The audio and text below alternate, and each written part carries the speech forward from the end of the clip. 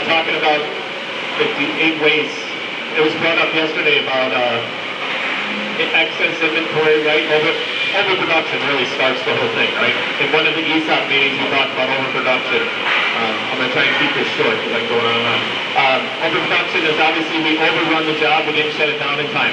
We might have a half a box. We've done partials for 20 plus years since we've been here, correct? So we have a box of 200 pieces left of a box of 500, right? So the customer ordered 500, we have a box of 500 and 200 because we have overrun. Quality has to go into the quality office, make a special label to say 200, or mark it off and write 200.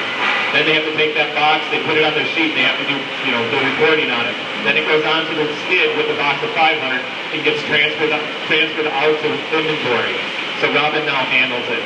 Gets put on the shelf. We have inventory come along and we go and we have to count that box. We have to make sure that box of 200 is there because we already shipped the 500. When the job goes back in, customer orders 500 again, we still have to set that job up because all we have is 200 pieces. Robin now has to go grab that box, put it on the skid to bring it out here for quality, and the quality has to pick up to go put in the other box when they start running those jobs.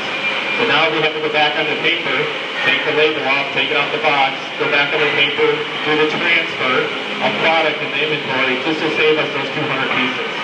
Okay?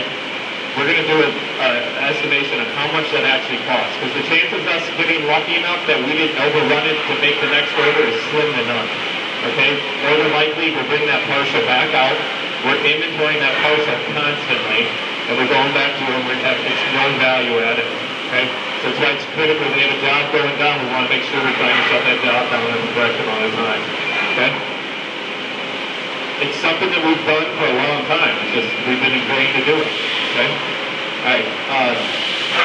There was a suggestion about putting deep burring tools in there, Julie. Okay, into the MSC machine.